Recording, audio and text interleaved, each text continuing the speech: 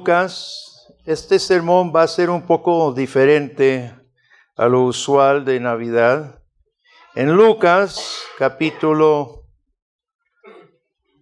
1, vamos a leer el anuncio de Gabriel a María y luego vamos a leer el llamado de Jesús en Marcos 1 a sus discípulos. Usted me pregunta qué tiene que ver lo uno con lo otro. Bueno, ahí vamos a tratar de explicarlo. Lucas, capítulo 1, el ángel. Empecemos en versículo 26. Lucas 1, 26. Al sexto mes, es decir, el sexto mes del embarazo de Elizabeth, el ángel Gabriel fue enviado por Dios a una ciudad de Galilea llamada Nazaret, a una virgen desposada con un varón que se llamaba José, de la casa de David, y el nombre de la virgen era María. Entrando el ángel en donde ella estaba, dijo: Salve, muy favorecida, el Señor es contigo, bendita tú entre las mujeres. Mas ella, cuando le vio, se turbó por sus palabras y pensaba qué salutación sería esta. Entonces el ángel le dijo, y quiero que nos enfoquemos precisamente en las palabras que el ángel le dice, ¿verdad? María, no temas porque has hallado gracia delante de Dios. Ahora concebirás en tu vientre y darás a luz un hijo, llamarás su nombre Jesús. Este será grande, será llamado Hijo del Altísimo. El Señor Dios le dará el trono de David su padre y reinará sobre la casa de Jacob para siempre, y su reino no tendrá fin.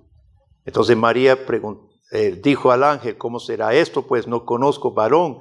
Respondiendo el ángel le dijo: el Espíritu Santo vendrá sobre ti, y el poder del Altísimo te cubrirá con su sombra.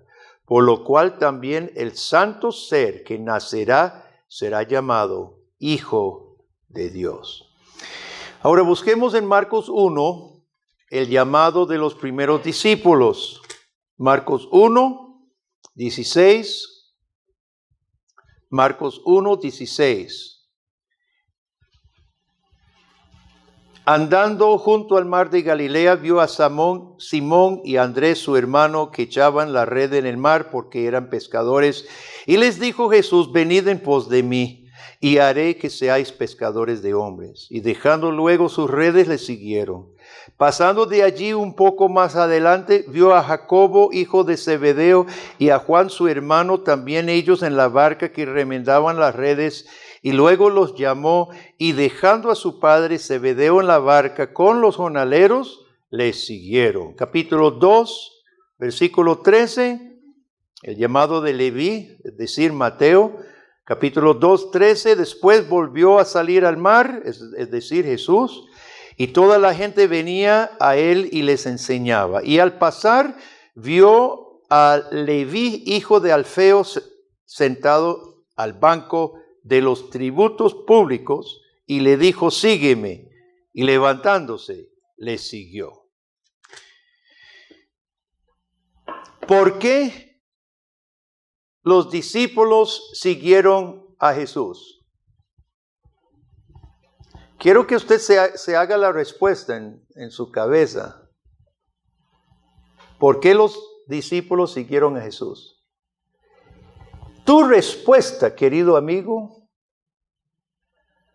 puede ser decisiva para su propia fe. Porque podríamos preguntar: ¿por qué usted sigue a Jesús? En este momento vamos a ver este llamado a los discípulos a la luz de lo que estamos celebrando, el nacimiento de Jesús. ¿Qué tenía en común el llamado de todos estos discípulos, Pedro y Andrés, Jacobo y Juan y Leví? ¿Qué tenían en común? Siguieron inmediatamente. Fíjese que Jesús los llama y dejan lo que están haciendo y les siguen. dejan algo. Mire, hermanos, lo que está pasando en este acto se llama, y aquí hablamos mucho de este concepto, se llama santificar. ¿Qué es santificar? Es apartar. Es apartar. No necesariamente estaban haciendo algo malo.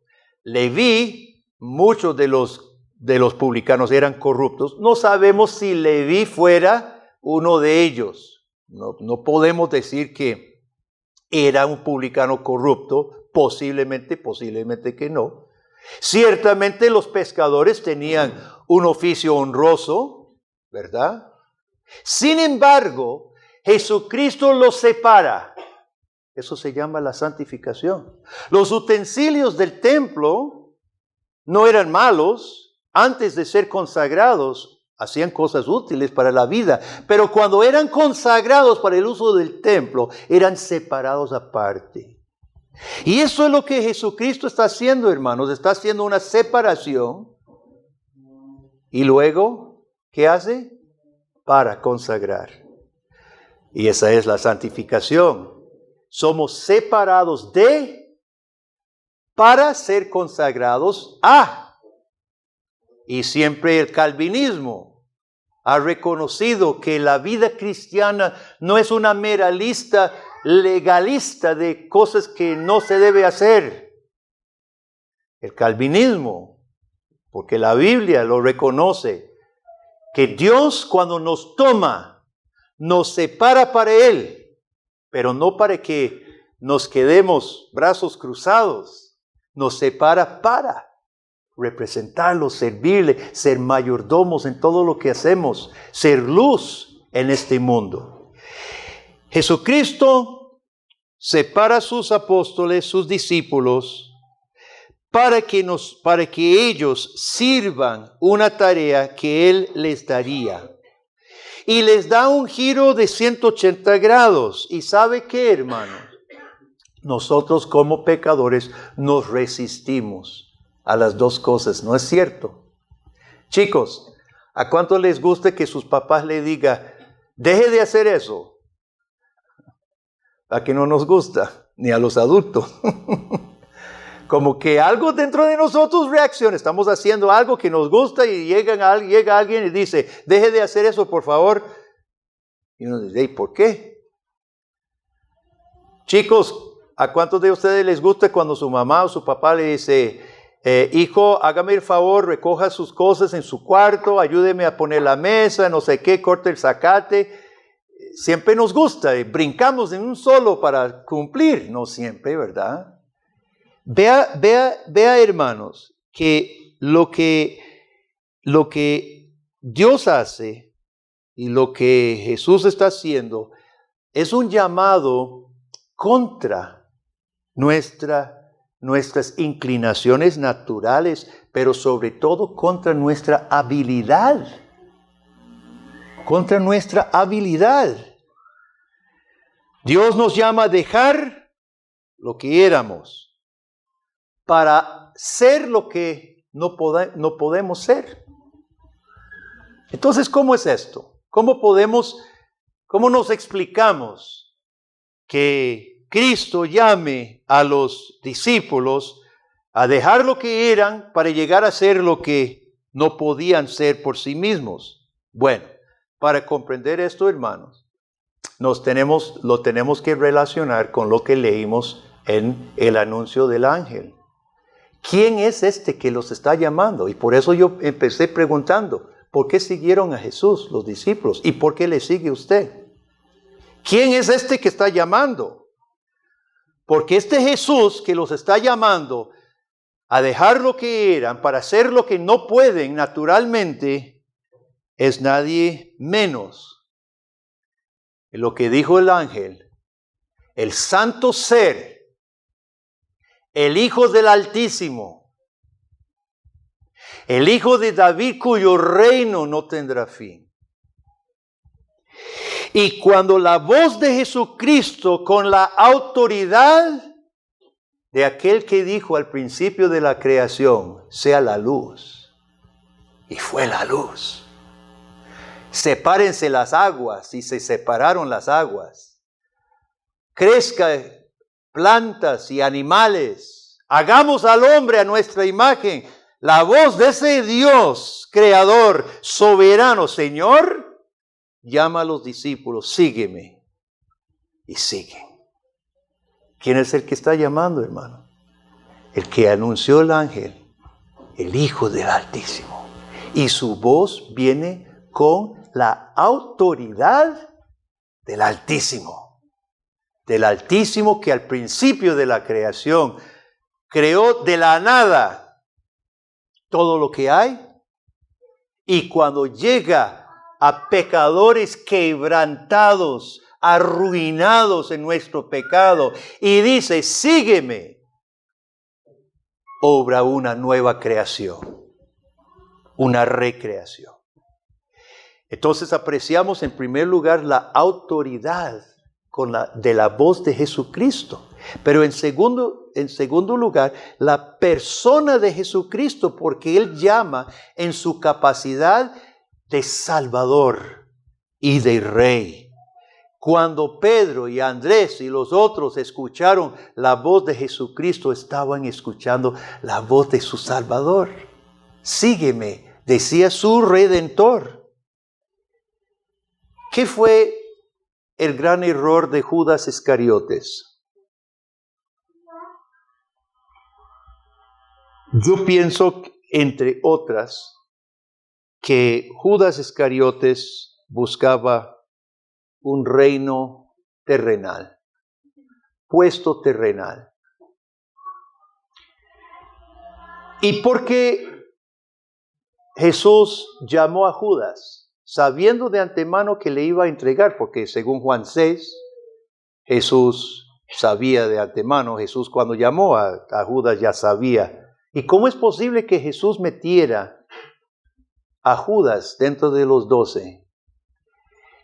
No podemos saber todas las razones, pero pienso, hermanos, que una de las razones es para saber que no todos en la iglesia, no todos los que dicen Señor, Señor, son de Jesucristo. Y este es un pensamiento terrible y muy triste y trágico. Sin embargo, la palabra de Dios y la historia dan testimonio que es así. Y Jesús permitió que ese cuerpo íntimo suyo desde el principio tuviera un demonio, para que nosotros no nos sorprendiéramos, hermano, de personas que al principio expresan su deseo de seguir a Jesús, pero realmente no lo han hecho. Pedro, Andrés, Juan y Jacobo, Mateo y los demás sí siguieron a Jesucristo, porque sí recibieron la voz de autoridad, la persona de su Rey, de su Redentor. Entonces hablamos nosotros del llamado eficaz de Dios para nosotros. Porque el llamado de Jesucristo al verdadero elegido no es una sugerencia. No es simplemente, bueno, si quiere me sigan, ¿verdad? Jesucristo había dicho en Juan 10, mis ovejas oyen mi voz y, ¿qué dice? Y me siguen. Así de simple, hermano. Mis ovejas oyen mi voz y me siguen. Así de simple.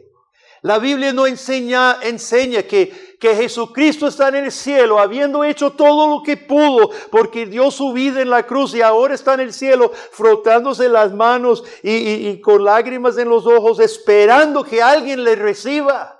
Ese no es el Jesús de la Biblia. Yo creo que, sinceramente, hermanos, yo pienso que la iglesia misma es un obstáculo a la obra de Jesucristo en este mundo cuando la iglesia presenta un Jesús tímido, un Jesús que que ya hizo todo lo que pudo y ahora los hombres tenemos que completar la obra de Jesucristo poniendo nosotros. Eso es un desastre. La iglesia tímida presenta un mensaje tímido. ¿Por qué los políticos en nuestro país no toman en cuenta, no le dan importancia real a la iglesia? Sí, cuando es tiempo de elecciones reúnen a pastores y me da cólera también los que se prestan para el juego de ser manipulados por políticos que una vez en el puesto de política no toman en cuenta para nada ningún consejo bíblico de la iglesia. ¿Por qué los líderes no toman en cuenta la iglesia? Porque es irrelevante.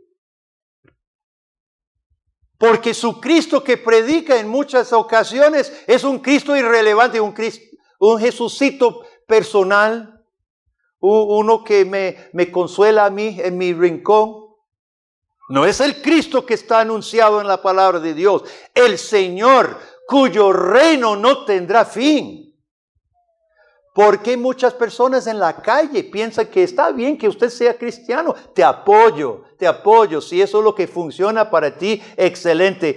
Yo no lo necesito. ¿Cuántas personas dicen eso? ¿Cuántas personas tienen esa actitud? Muchas. ¿Por qué? Porque el cristianismo que la iglesia ha anunciado, hermano, no es el cristianismo, no es el Cristo de la Biblia. Ahorita va a haber portales y va a haber música de las tiendas y villancicos y va a haber Jesucitos y bebé, qué precioso.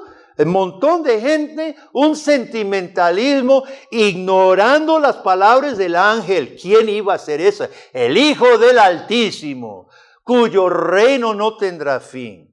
Salmo 2. Besa el Hijo para que no se inflame su furor. Reyes de la tierra, venere, doblen rodillas delante de Él. Ese es el Jesús que nace en Belén, mi hermano.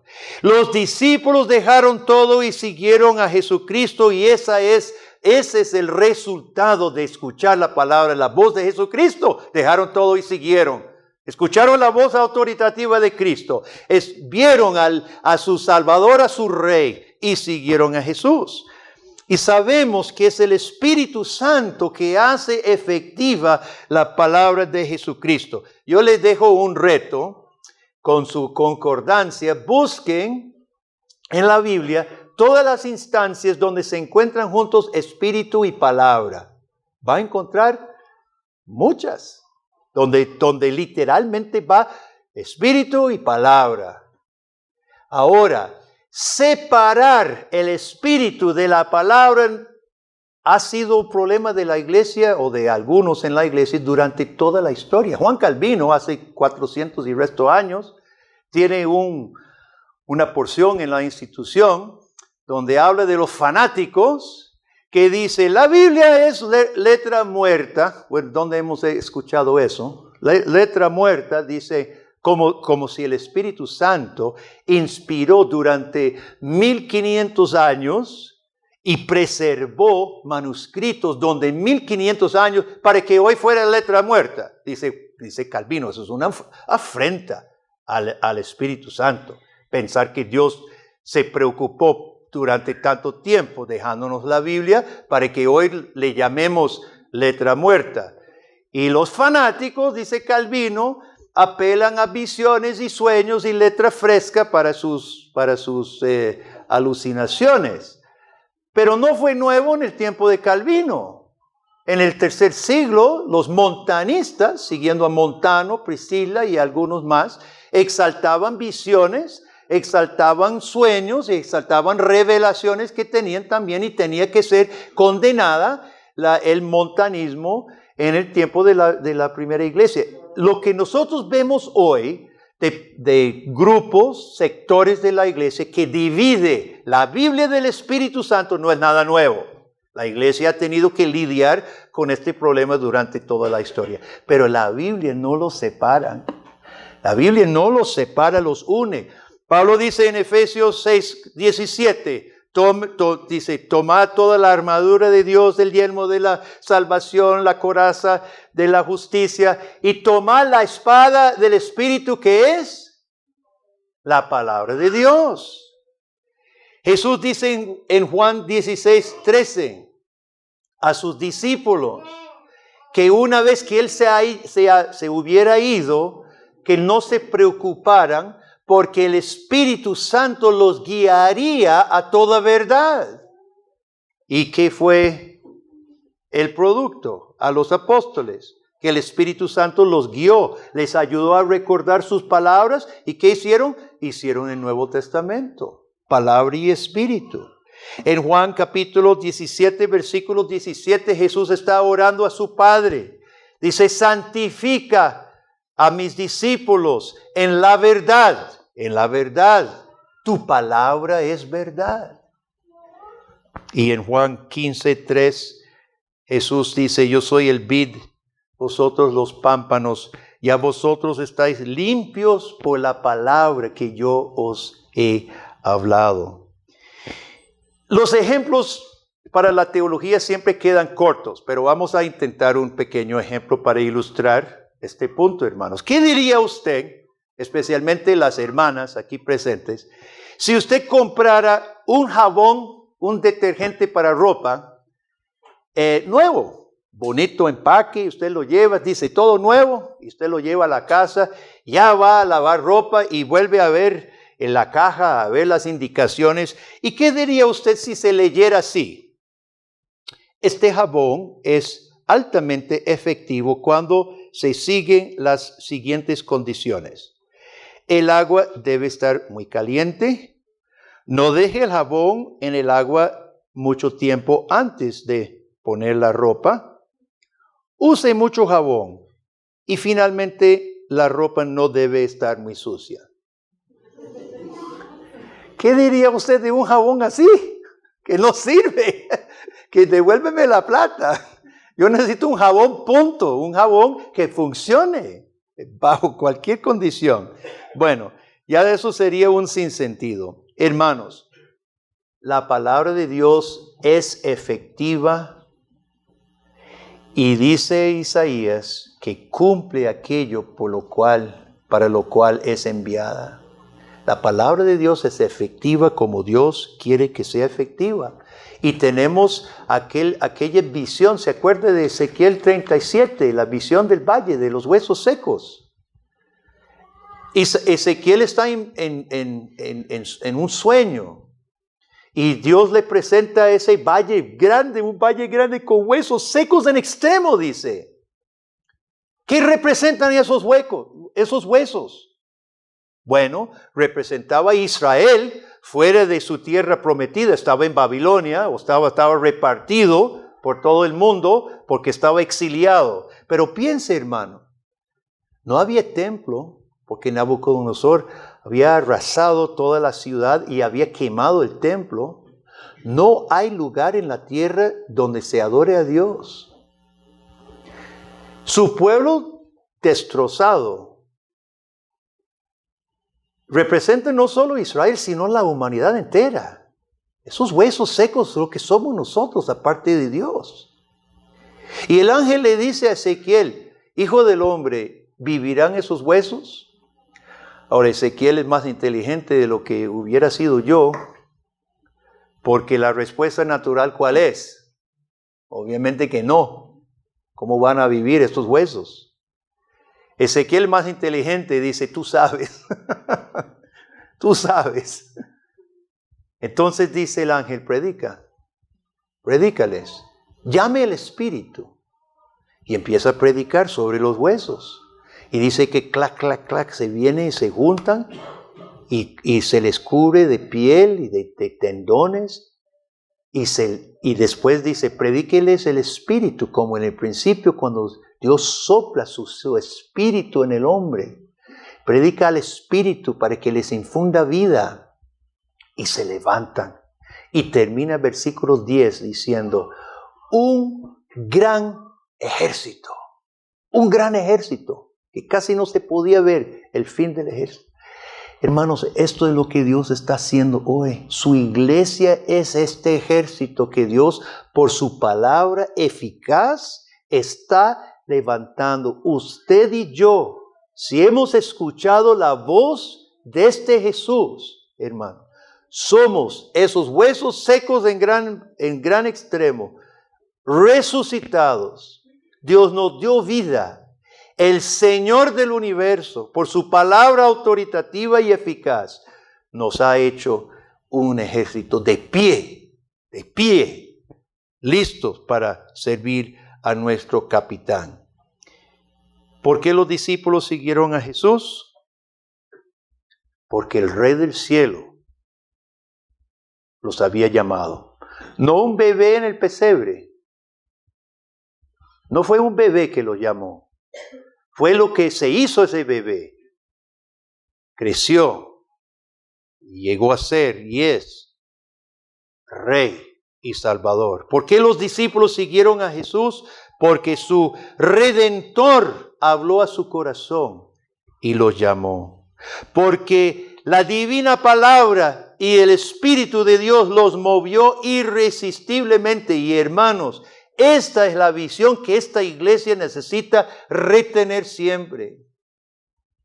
Nosotros necesitamos constantemente retornar a la visión de este Jesucristo que un día pasó por las riberas del lago de Galilea y llamó a sus discípulos, y hoy, en un momento, pasó por donde usted y te llamó y te apartó y te consagró y te puso para la tarea que Él tiene para usted.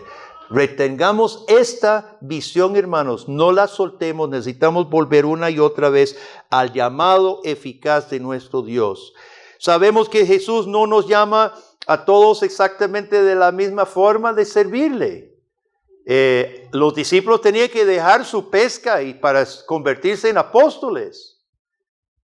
No a todos nos llama a dejar nuestro trabajo. Algunos Dios llama a que abandone para ir a hacer. Algunos, y si es a usted que Dios le está llamando a ser algo así, evangelista, misionero, responda a su llamado. Los otros, Dios nos llama en los oficios en que estamos. El punto es, Jesucristo llama, sus ovejas oyen y le siguen. Hoy su palabra ha salido. Su Espíritu Santo ha acompañado su palabra. Sus ovejas oyen su voz y le siguen cuando Él dice, sígueme. Amén. Oremos. Padre, gracias. Gracias por Jesucristo. Gracias por tu Santo Espíritu y tu palabra y el llamado eficaz que nos ha tocado a nosotros. Ayúdanos, oh Dios, a no dudar de tu llamado, a no titubear, a no tener miedo de las consecuencias de seguirte, porque podrían haber consecuencias. Pero ayúdanos, oh Señor, así como los discípulos se levantaron, dejaron lo que estaban haciendo, siguieron a Cristo, haznos a nosotros de la misma manera prestos, Señor. Dispuestos en todo momento, dejando pretextos, dejando excusas, Señor, simplemente poniendo nuestra mirada en nuestro Salvador Jesucristo. Es en su nombre que oramos. Amén y amén.